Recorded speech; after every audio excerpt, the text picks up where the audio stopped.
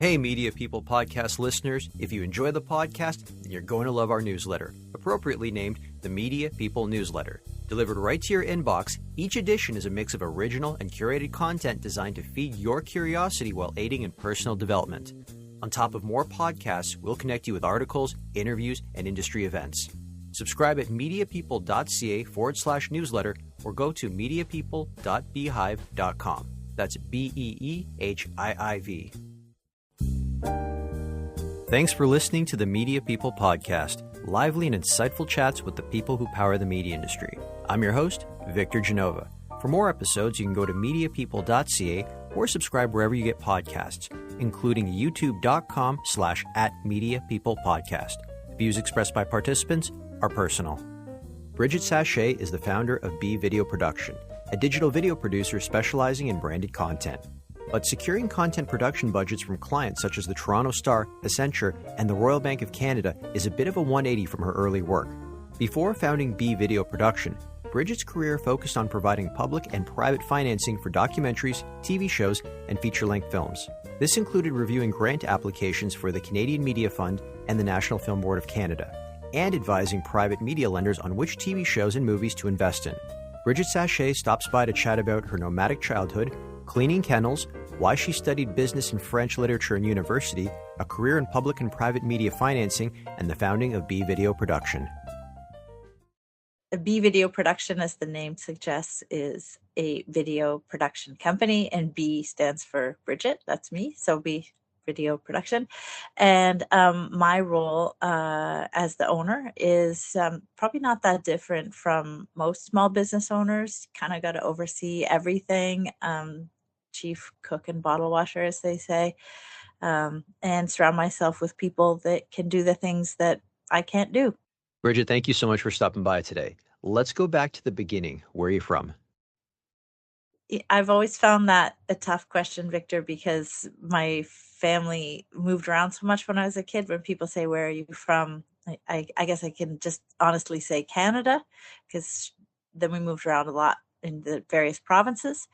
And I guess I can say formative years were in the GTA.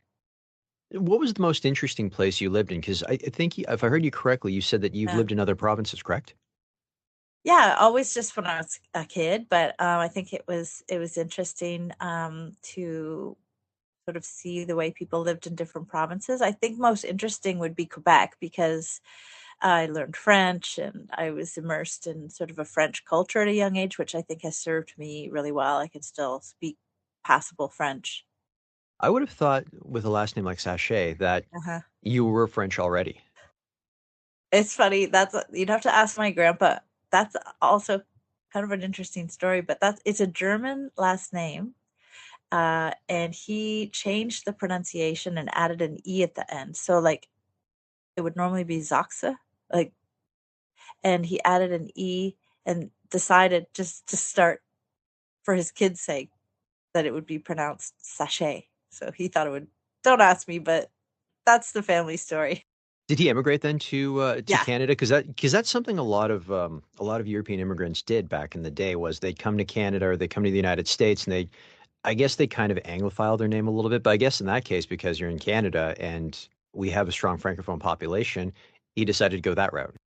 Yeah, it could be. I mean, it could also be that maybe he thought sachet sounded French and he didn't see how he could anglify. I'm not sure. But it has resulted in my family having to spend our lives telling people how to pronounce our name. It doesn't make any sense.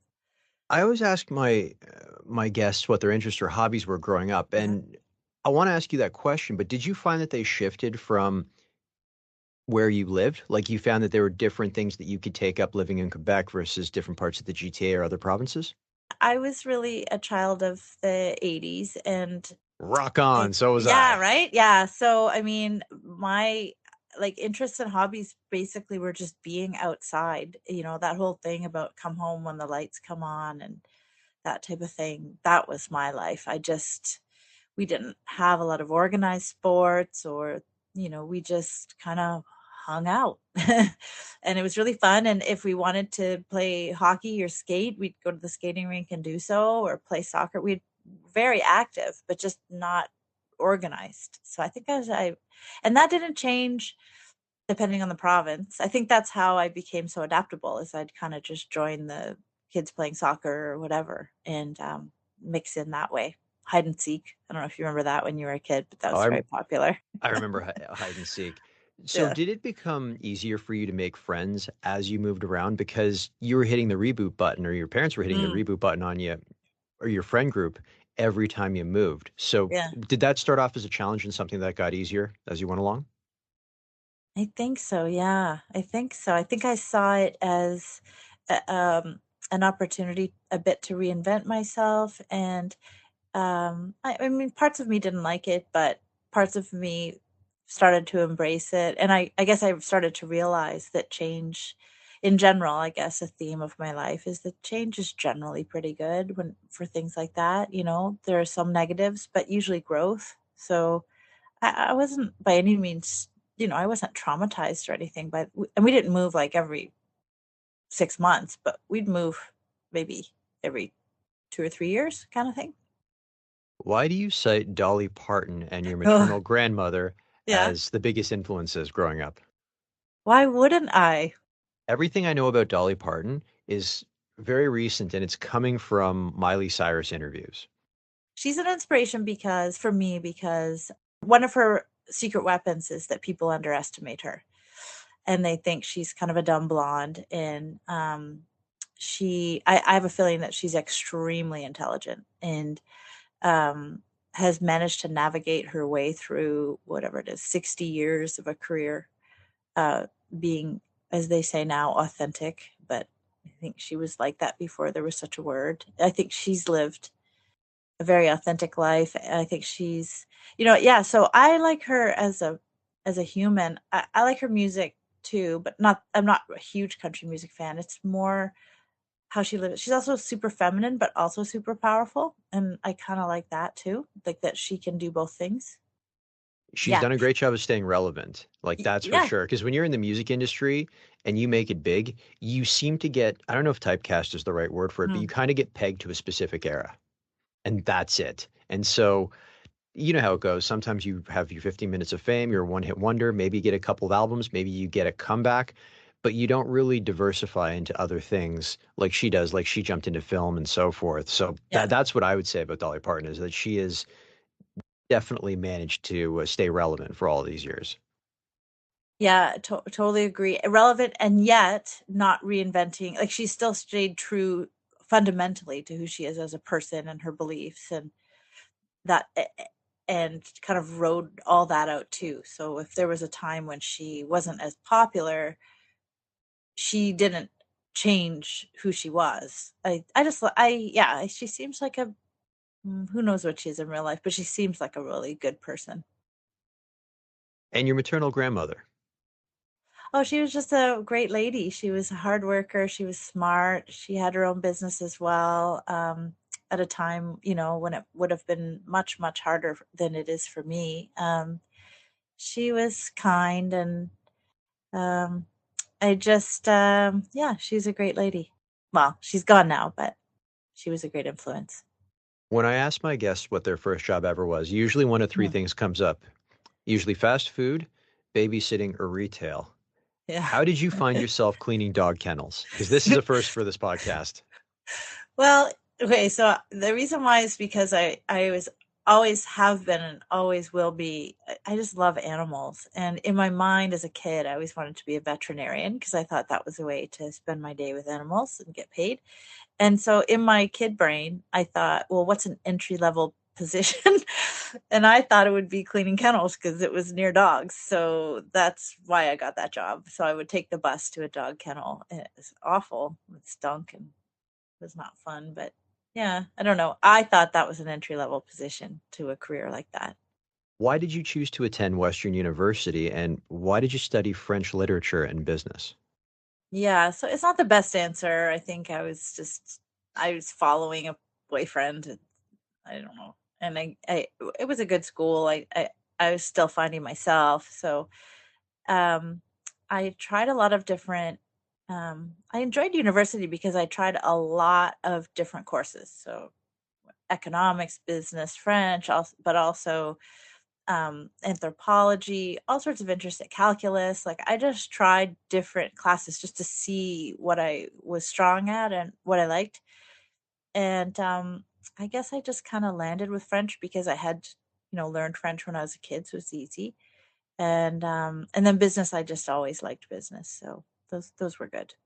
Did you start university undeclared then? Well, I don't remember how you would describe it. I was just like yeah, I think I would have had to declare something and maybe switch, but yeah, I just always knew I was going to get a general BA, and whatever the major was what it was. It's quite the Just mix, though, French Mhm. literature and business. You Yeah. gave us some insight into why you picked French literature, but what about the business aspect of it? It felt practical. My dad was in business, and being at Western, I think also that was a focus at Western, so I felt secure and like a smart thing to do. So I took business courses, and I always tried to stick to stuff that I felt I was relatively good at. Like I did try calculus, failed it, tried it again, and then got a 60. And I thought, okay, I don't think I should keep pushing calculus because I just don't have a strength. So it was sort of like that. I tried business and I seemed fine at it. And so I kind of stayed at it. And I remember getting advice in university from a guidance counselor that always stuck with me. And she had told me that. She said, don't push yourself to do things that you're not really strong at. Find the things you're strong at and just do those. Like, and then, and it sounds like very simple advice, but it is good advice. Follow your strengths and then surround yourself with people that have different strengths and let them support you in those areas. And I still do that now. What was your first job after graduation? I got a job at a satellite. I don't think, actually, this, it is still around. It's a satellite programming company, which sounds fancier than it is. It was just basically those companies that, remember there used to be those giant satellite dishes that either commercial or even sometimes residential homes would have to get all the TV channels?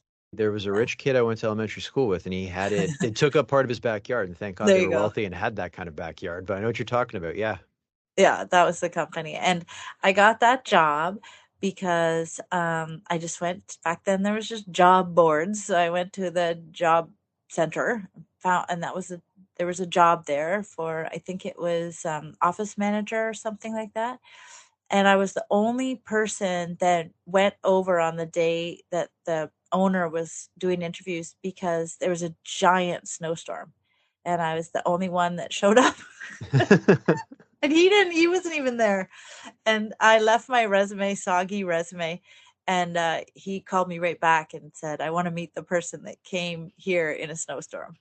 And I got the job for that. Nice. Yeah. Which is funny because we can't hide behind snow now with remote work. Right. Yeah, I I, know. I was talking to someone about that. I'm like, we don't have snow days anymore. No, Do we have sick days still? Do those barely. count? Yeah, I know. Although I will say this though about remote work, there have been times I've had to go visit clients at the agency, and because they're in a hybrid model, even if it looks like it's going to sprinkle rain, they will stay home. And so now we've got rain days, and the rain days aren't really rainy days to begin with. So I mean, I'm all in favor of remote work and hybrid work, but I think we've got to get back to taking some chances with Mother Nature. And on that note, Victor, I'm only on day 4, if you can believe it. I'm only on day 4 of working from home. I gave up my office last week. So I How, think I'm the last person on the planet to do that. But I'm adjusting by 4 days of working from home. okay, is it because you were bound by a lease, or is it because you were holding on to the office? No, because I loved the structure and it was really to your point. Like I like going I want to wake up, get dressed, go into the office. I have a few employees. I like to interact with them in person. I mean, I like to talk about the show we watched last night, all that stuff. Laugh, share, problem solve in a way that you just can't do on a Zoom call. I certainly tried. I did it all through COVID. But for me, I really like the in person. Now we did have hybrid, so don't get me wrong. Like we were, it wasn't like I worked. I personally went to the office 5 days a week, but I would let other people, do what they wanted to do. I always tell the young kids when I'm lecturing at colleges and universities, go into Uh-huh. the office. Like, I get that you don't have to Yeah. go in every day, but go in, like, learn how to make small talk, learn how to read the room. Like, chances are your boss, your boss's boss, or someone who holds the keys to a promotion or let alone a little bit more money, they're in the office and they're likely to give that to someone that they get FaceTime with rather than someone that they might see in an email line CC or whatever. Like that's what it's going to be more relatable. Like that kind of and those interpersonal communication skills, I think those are going to start to erode with a generation. And like we're in this sort of like weird area where it's like a Venn diagram where it's like you and I are on one side where it's like primarily gone into an office. Then you've got a group of kids that unfortunately had to do schooling through the pandemic. They're used Uh-huh. to remote work, and then we're trying to like meet in the middle. But I think Yeah. what's happening on the left, where more and more kids are used to remote work, that's the culture they're going to carry as they start to move into managerial positions. And I wonder what that's going to do to just, like I said, interpersonal communication skills altogether. Like we're just not going to have the same sort of, I don't know, I don't want to say class of employee because it sounds very elitist, but we're definitely going to have different interactions.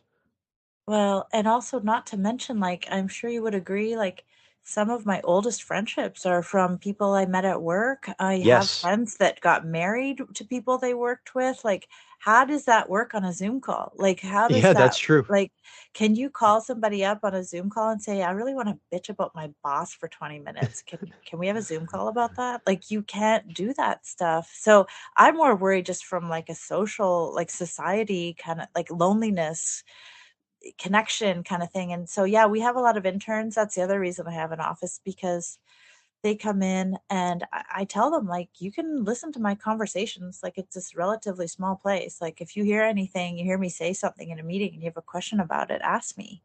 Is it safe to say that your first foray into the media industry was as a researcher on a documentary about cannabis? Yeah. So, when I was working at the Galaxy satellite programming that I mentioned before, I really wanted to get into production. So, I went back to school, retrained, and then I've always been kind of a scrappy person. So after that, I just kind of started reaching out to people and offering if I could be an intern. I was willing to do it for free. So I think I'd interned a bit for Ron Mann, and then he ended up giving me that job because I interned for him. And yeah, it's not as Cheech and Chong as you think. I didn't. There was no weed smoking in the office that I'm aware of, and I really did thoroughly research cannabis and the history of it and stuff, and submit that information to Ron. And he made a really, really good documentary that I'd recommend called Weed.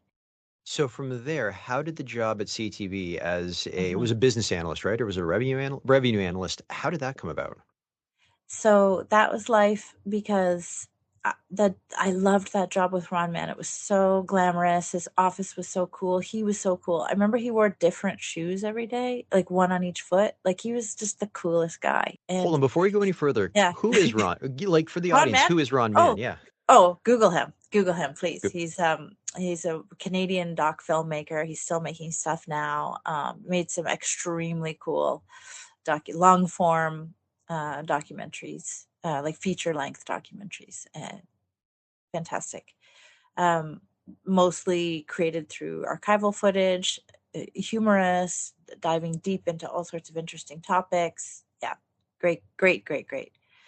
Yeah, and he wore two different shoes. And so, but that job ended, and I was still just such a young, naive person. I lived in the city now, and I didn't, and I just wasn't prepared for that job ending and then everybody just going their separate ways. I was like, what? Like, you just go home? Like, it was freelance. It was just the contract ended. Like, but I have rent. What? That's how it works. So I didn't like that because I was just I didn't have the runway to just be hustling for freelance work. So my friend got me a job at CTV, which was like a 9 to 5. And also on the other side of things, I had wanted to start a family and I just felt like I needed a quote unquote more secure job. And so that's how I ended up at CTV and kind of moved around between there. And then I moved to the CMF, like government jobs, so even more security, 9 to 5 type of thing. That was really just a personal decision that I thought, maybe my dreams should go a bit on hold for a little while I built a family. What did your day-to-day look like when you were a revenue analyst at CTV, or even like you Mm, mentioned, a business analyst at the yeah. Canadian Television Fund?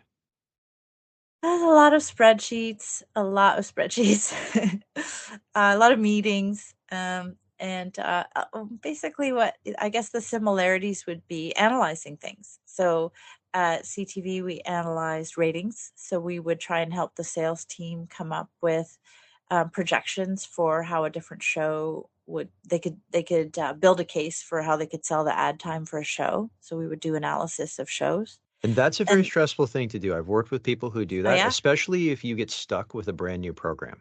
Yeah, that's right. Yeah, coming up with a rationale. We used to call them rationales. Coming up with a rationale for a show. Yeah, it could be complicated. People push back because, of course, you're trying to make a case for why you could sell ad time for a lot. So The good old cost per point, CPM. there you go, Oh, yeah. CPMs. Oh, God. And Yeah, you try to and predict what it does in a certain local there you market. And go. I Yeah, know exactly. You've got the comparables. Like yeah, there you go. I worked Yeah, with you those know people, and that stuff. it was very stressful for them. And here's a fun thing that the rest of the industry doesn't realize, or just people in general. Advertisers aren't crazy about buying new programming. And it doesn't matter who's leading it. You could stick The Rock, Jerry Seinfeld, Dolly Parton in it. They would much rather buy episode 5 than episode 1 of that show. Well, yeah, and I got a great insight into why Canadian programming is triply difficult to Yeah. sell. So they're really behind the eight ball because of a whole other set of circumstances had to do with simulcast and things like that. But very Yes. difficult to sell Canadian content. So that was an uphill battle. But yeah, CMF, I was an analyst there too. And in that case, we would analyze applications for funding, and we'd go through all the different, oh my gosh, like the funding applications. If anybody's put one together, they're probably rolling their eyes now because, it's as long as my arm, like all the things you have to submit to get funding. So I've we'd look never at, done one personally, but yeah, my time at Blue Ant Media, I yeah, sat close to a couple of people that had to go after the grant money and fill those okay, applications out. And yeah. yeah, it was like doing an essay before the deadline sometimes. Yeah, totally, totally. Talk about stress. Yeah, the application is, and you can do all that work and then not get the funding. Like it's tough. Yes. So yeah, so but I got some great insight into production from both of those roles. And they had to showcase where their other sources of financing were coming. Uh So huh. that must have helped for later in life when you started your own company, because you're starting to see not just where the money comes from, but how the money is allocated. Because some of these applications are incredibly detailed, like down to the penny Hmm. where everything's going to go. Hmm. Totally. Yeah. And then I used to joke, or I still kind of joke, there are guidelines and then there are guidelines. And what I mean is, like, you can read guidelines in black and white. And if you're completely on the outside, you don't necessarily know how the analysts or the internal people are interpreting those guidelines and what is truly important to them versus what seems important but actually isn't. Understanding that it's almost like speaking a language, to be honest. Yeah. Does anyone ever go back and audit the programming that the government's funded through, say, the CMA? I'm curious. Like, has Ugh. anyone ever gone back and go, you applied for grant money to make a documentary about hockey, and you made a documentary about toys? What? Oh, you have, yeah, you'll get audited every time. It's phase one, phase two. Yeah, you Oh, have, okay. So they're right yeah, yeah. there throughout the entire Oh, thing. every time. Yeah, they'll check. Yeah, they'll check Okay. that stuff. Yeah. But I thought Telefilm. you meant, like, broadly speaking, like, does anybody audit telefilm? Because, like, telefilm, No, no, uh, no, not yeah, Telefilm. No, yeah, no, the people getting the grant money. yeah, yeah, yeah. Okay, so when Telefilm and the Canadian Media Fund merged, Uh-huh. did your role change very much? Did the culture of the company change, or the organization, or was it just business as usual with a different logo? It's kind of the latter. It took so long for them to merge that I think people were quite worried that there would be big changes, big layoffs, etc.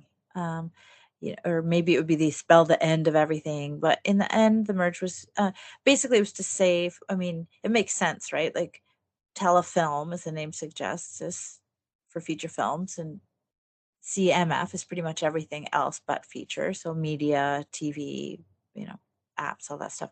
And so it makes sense that they would merge and just have one sort of overarching administration. That's all it was. That's all it was. It's not that big of a deal. But I did get a new job as a new media analyst in that merge. So that's a funny title now, but that's what it was called. Yeah. And you mentioned in there that there are a lot of things rolled up in that. Like you dropped into apps as well. Like, did you find that you kind of had to sort of go back to school or re-educate yourself on things because you'd been so focused prior to that on documentaries, Uh-huh. television, or movies? Yeah, a little bit. Yeah, again, I think it was nice because I was sort of being paid to learn, or at least paid to stay current. And things were changing rapidly. So, yeah, I really enjoyed that job and staying out ahead of all the way the industry was changing. So, yeah, that was a cool job. And from there, you moved to the National Film Board of Canada. Was this the Yeah. office that was it at On John. Yeah. John? That's what I was going Downtown. to say, Yeah. John and Richmond, right? Yeah. You call this as your move back into the production world. Why? Mhm. Why do you say that about this role? CMF, I would say that was funding agency, of course, and really not involved in creating the content, just more financing the content. Whereas NFB was involved in creating the content. And yes, they financed as well, but they were much more interested in, like, I remember they would talk about art as a hammer, or they would talk about social change, or they'd talk about you know one of the earliest conversations around diversity and stuff like that. Like they did, money was how stuff got done, but NFB was really a place to tell Canadian stories. It was a great place to work. Yeah. Everything you said there sounded like partially like my first year film studies class, where it's like Yeah, yeah, yeah. art as a hammer and things like that, Idealistic. and Yeah. how it's changed things and the movement and everything else, not Yes, just like 90 exactly. minutes or 120 minutes of entertainment. Totally. Yeah, that was very much the feeling of National Film Board of the time. Yeah. For your next role, you got headhunted. Take me through that Yeah. moment. Do you just get an email? Does someone call you up? Do you bump into them at, say, a social industry event? How did Aver Media find you? Like, how did you get on under the radar? And sorry, I should say Aver Media Lending, because that's key. We have to have that Yeah. word in there. Yeah, I don't. It was very mysterious. I did get a call. I think I know how they tracked me down, but I was never really sure. And maybe it was somebody gave my name to them, but I just got a call and to come for a meeting, and so I met this woman named Catherine Stewart, and yeah, she kind of explained this company to me. It was very small, what they call themselves, boutique lending company. And yeah, it was a huge culture change because I was working for the government, like between CMF, Telefilm, NFB. Like it's basically the same employer. It was the same employer to me. That was the federal government, Heritage. And so switching over to a small startup, oh my gosh, you can only imagine. Let's just say there was no HR department. I've been in So companies like that. Yep. yeah. Yeah, so but change, I guess a recurring theme in my life is change is good. And gosh, I jumped on another huge learning curve there. And um I think I was there 4 years. And that was really, I learned so much about negotiation. The guys that ran it were both lawyers, and they taught me a ton about contract negotiation, and just running a small business. Maybe that would be my first glimpse really into that. It's a cool job for A- sure. And when you had to analyze the different projects that they were going Mhm. to invest in, what does that entail? Were you looking at budgets? Were you reading scripts? Like, it sounds like there's a lot of business and creative decisions or recommendations you were making. So the funny thing is, they used to say, "Don't read the script." They used to tell us, like, 'cause Really? I'm like, yeah, they'd say, and then the joke was, "Does anything explode?" Because that's all they wanted to know. That's all they wanted to know. That, but I mean, I did often read the script, but you didn't have to. You're supposed to bring like where that's why it was such a culture shock because NFB was all about art and creating stories, and Aver was very much about turning a profit from quote unquote content. And they both had, there's different sides to that, and you can find positives in both. But they very much were like, how much money can we make from this? That's all they wanted to know. That was a bit of a culture shock for you then, because you're investing in films when you're working for the government, the NFB, and the Canadian Media Fund, where Mm. maybe these films might get an independent release, probably not going to turn a profit, but Yeah, these guys were hell bent on getting a return on their investment, rightfully so they should. So yeah, was that a bit of a change for you hearing those kind of words and having to change your totally. mentality a little bit? Yeah, yeah, of course, of course. And like I remember one of my first days there, the other thing was just the pace of work because, we used to, of course, process things by contract. So when we had an agreement, we'd have to create a giant contract for our clients. And if you wanted anything changed in your contract, most of the time you couldn't even do it. But sometimes you could make, your client wants this line or that line changed in the contract. It could take months to negotiate a contract. And I remember walking into Peter Sussman's office was his name, and I was pretty nervous. And I just said, like, the client is thinking they'd rather have, I can't remember what the line was, but some small change to the contract. And I remember he was lying on his couch in his office, and I handed him the piece of paper, the draft contract, and he looked at it and he handed it back to me and he said, "Okay." And I was like, oh, and I just backed out of his office like that was easy. Okay, because like otherwise I would have been put through like 12 layers of bureaucracy to get anything changed. So I remember that, and the pace of work just in general was just 10 times the government. And So that was one thing. And then another thing was just, the capitalism of it all. And it's the same industry, But yeah, they used to also say film is a hobby, TV is a business. Like they didn't really like Canadian film very much or long form documentaries. They liked series and things that were repeatable. And Can you share with us what kind of movies or shows that they invested in while you were there? no, I'd be in so much trouble to this day. I Oh, couldn't. you can't But talk about. yeah, Okay, yeah, can I but a ask you lot. this? Yeah, yeah. Really? Oh, yeah. Like, does wouldn't their name show up at least in the credits? Nope. Nope. None of us Really? were They're allowed. No, never, never, wow. never. No. What I can tell you is, no, we were never allowed to take any screen credit if somebody offered, like even in the special thanks, we were to say no. And That was a very specific directive from Peter Sussman. So, um, but he was like a kingmaker. Like he was behind many, many, many, many shows in Canada. Did he also focus on American shows and Yep. movies that were being filmed in Canada? Like, Yep. or Yep. even US based ones too? Totally. Yeah, like I think it's of public record that he was one of the main, well, he was the founder of Alliance Atlantis, so there's that, and one of the founders, one of the Well, four, I I mean, think. Michael McMillan, one of my Yeah, old bosses at Blue Ant yeah, Media. I mean, the founder of Blue Ant Media. Yeah, he was one of the co-founders of Alliance yeah. Atlantis as well.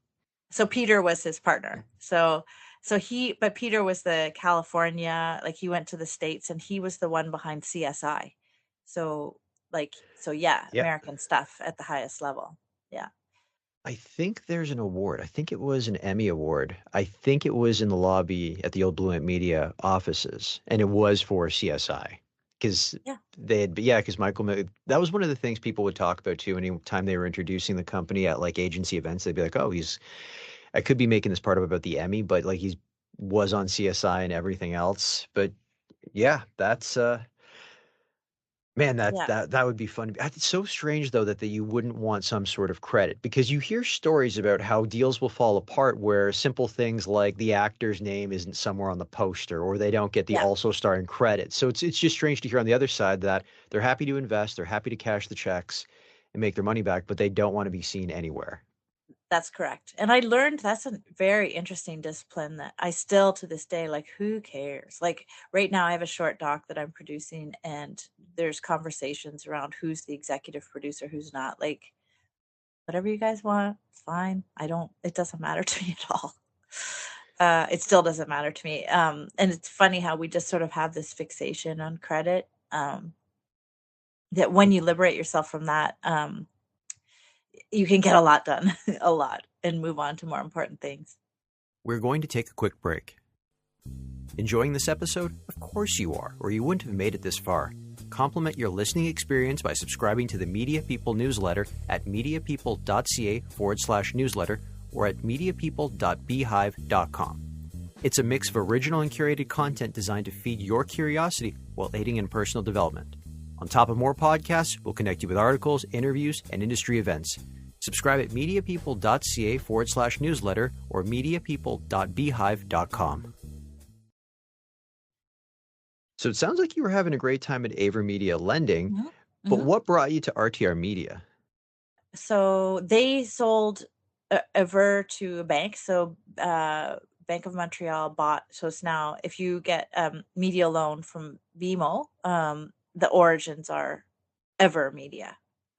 So I definitely didn't want to work for a bank, and I never would have been a good fit at a bank. That's for sure. I That's was, so strange yeah, going to yeah, BMO to get like knowing that like a bank, and I'm not picking on Bank of Montreal, just knowing that a bank has got a specific division that they acquired specifically to fund film and television. Like it's yeah. just, or media in general. It's just a weird thing. Cause it's like, what do you roll that in with mortgages and car loans? Like, I don't know Well, where that's why that's they had to acquire, yeah, because they needed specialists. They needed people that understood that business. Because you're right, it's not like you can't just roll it in with mining loans or something. Like it is, the creative services is different, and so they wanted to start that division, so they acquired Aver. As far as I know, I wasn't a part of the merge, but that's what I so you understand. left before Ever Yeah, was yeah. acquired. Okay. Yeah, yeah, yeah.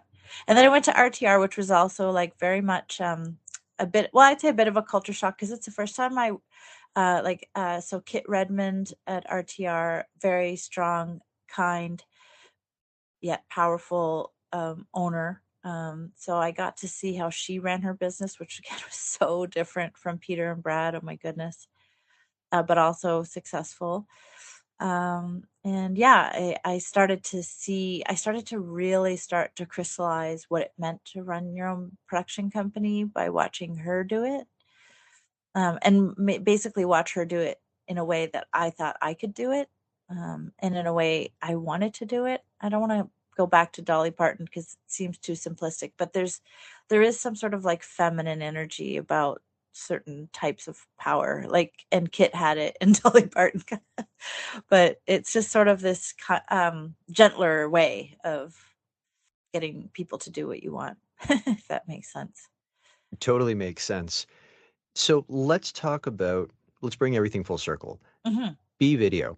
Hmm.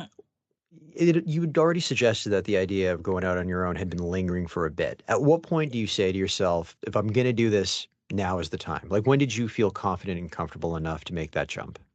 Well, like I have to say, like when I probably as far back as CMF, when I was analyzing other people's applications for funding on their productions, there was always a small part of me that was like, I wonder if I could do this. And that always stuck with me. I think my sister has her own business. My dad had his own business for a while. I always, um, my nan, that she did, and I just always harbored that.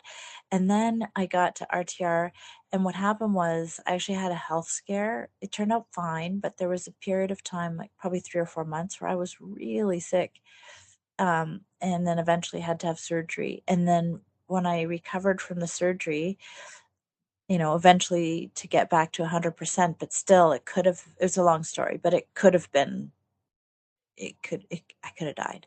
And so really that when stuff like that happens, you realize life is short.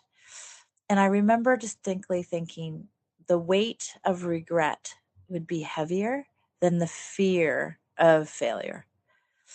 So I had to try. I had to try. So I basically, I have my family now. I'm a provider. I have a very good salary. I have a good job, but I had this thing nipping at me that I just had to do. And I had always thought, like, well, if I ever got fired, I could do that. Like if Kit would fire me, I could, maybe that would be my excuse. But the joke was like, well, she didn't fire me. So I was like, I think I'm gonna have to quit. So I still remember it as one of the scariest days of my life, really. Was the day I quit to start my own business. But no regrets, but that's how that happened. Did you just bring that on your employer and say, look, here's my 2 weeks notice? Or did you kind of pepper that in and saying, look, I'm winding this down. I'm Yeah. looking at going out on my own. Like, did they see that coming, or was it just like, hey, here's my notice? And when they asked you where you're going, you told them you're going out on your own to do something. Well, I had a lot of respect for Kit. She was a great person, and I never wanted her to think that I was setting up a competing business in any way, or that I was there spying or collecting information, or I thought through that so much. And I remember, just like, can you picture on TV when people like type something out and then they pull it out of the typewriter and crumple it up and throw it on the ground, and then they're surrounded by all this crumpled up paper. Yep. Like that equivalent, even though I was on a laptop. But I just kept writing and rewriting word for word, like how I wanted to tell her. And I just kept scribbling it out and backspacing. And I remember that my speech was going to start for some time now. And then I was going to explain to her that I had had this wish, and that she knew I had been sick and so forth, and lots of changes. And I just kept, and that was as far as I could get for a long time, was like, for some time now. And so anyway, so I booked her for coffee, and then I sat down in Starbucks with her and had my little speech. I had written it in my book, and I got as far as for some time now, and then I started to cry. And I remember she was so nice. She held both my hands and she said back to me, she said, for some time now, what? And I said, for some time now, I've really wanted to start my own business. And then she repeated that back to me. You've wanted to start your own business. And I said, yes, but I don't want to let you down. And I don't want you to think that I'm taking any of your business, whatever. And she would repeat it back to me. She was so kind about it. And she let me tell her in this awkward, weepy way that I had to do this for myself, and that I didn't want her to think I was in any way, because that's the thing, I was starting a production company. She had a production company. I didn't want her to think I was, whatever, in that I was only there to kind of copy her work or something, or take her clients, which I would never do. But those are concerns that come up in a lot of professions. I mean, you see it in legal Mhm. dramas all the time where Yeah. they will make the lawyer sign these heavy non-competes Yeah, yeah, yeah, yeah. because after they move out of associate, if they don't make partner, they go start their own firm. Right. Yeah. So I would have, but the thing that I explained to her was, and she wasn't worried, I wasn't going to take her business. There was no doubt. But my business model was, my idea was that the tools of production, the means of production, were coming down and down and down. So cameras were getting cheaper, labor was getting cheaper, everything was getting cheaper and easier, and that budgets were dropping, and more people were going to want content rather than just a broadcaster. Like, and so Mm. my idea was corporate video, like that, instead of, McDonald's going to their ad agency, going to a broadcaster, going to a production company, it was going to be McDonald's going straight to the production company as a comparison, and talking directly, and then putting the content not on a cable channel, but maybe on their website, maybe on an elevator, maybe on a phone, and so I wanted to make shorter form content at much lower budgets than anything close to she was doing. So, and sell it directly to um, brands. So that's not anything she was doing. So it was never really a big concern. She wasn't upset at all.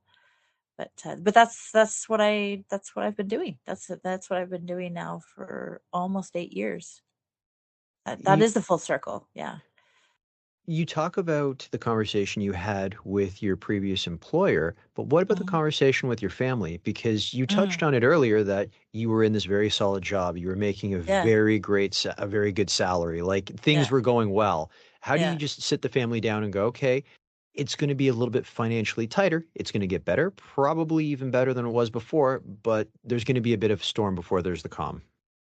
I wouldn't advise anybody else do this. It's not very responsible, but I mean, I had conversations with my husband, but he's very level-headed, and I knew if I told him what I actually wanted to do, which was quit my job, he would have convinced me not to. So I didn't tell him. I didn't tell him. But you know who I told? I told I think, how old was he? 9-year-old son. I remember I told him, I'm going to start my own business. I'm going to quit my job. And I knew he would be proud of me and he'd get it. I know that sounds awful. My husband is a very nice person. He's just very sensible. And he would have given me very sensible reasons to not do such a crazy thing. So I actually didn't tell him. I gave my notice, and it was almost 5 days later where I thought he's going to call my work and I'm not there. Oh, And he didn't even notice. Like you didn't even tell him, "Hey, I'm quitting today." You waited a couple of days later. I waited 5 days to tell him. So, but it had to be done. That's the only way I could have done it. Yeah, that's why it was so scary. It was very scary.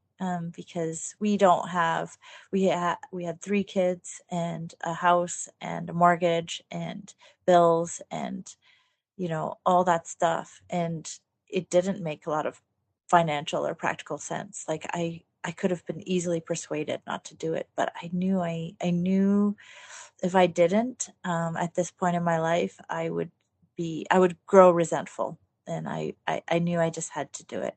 So I did. How does B video differ today compared to, Uh-huh. say, day number one? Yeah, I didn't really know what I was doing. When I think back to day one, I cringe a lot. I cringe and I think about the silly, Kevin Bardis, who is also on your show. What a nice man. I reached out to him very early on because he seemed like an important person. I didn't even know him. And I just reached out to him and I reached out to a gajillion people and asked if I could have a coffee with them. And a gajillion people said no or just ignored my email. But he said yes. He was so nice. He was one of my very first meetings. I don't think he knows that. But so I just learned as I went. My business, the fundamentals are still there. Like I still make short form content for brands. That's the same, but it's, if I may say, it's just much more sophisticated. I had so much to learn. COVID came along. We don't even need to go there. Everybody could fill in the blanks. I had a video production company, so you know it was not easy. So we pivoted to animation, which was great. So we do mostly, like probably 50% of our work now is animation as a result of that speed bump of COVID. But Oh, yeah, so that's let's a, touch on that yeah, really quickly then. yeah, Let's pretend okay, COVID didn't happen and you didn't yeah, pivot to animation. yeah, Would your business still be, pretend your business was uh-huh. still 100% non-animation. Mm, Would it be as big as it is today? Like did diversifying into animation after the pandemic, when I guess you could sort of say in-person production started to mhm, return and became easier and normalized? Do you find that mhm. your company is bigger today because you diversified? Totally, 100%. Like change comes from discomfort. I probably wouldn't have done it if I didn't have to do it as a matter of survival because I didn't understand animation at all. But because we couldn't shoot, almost everything we had well, everything we had was shut down.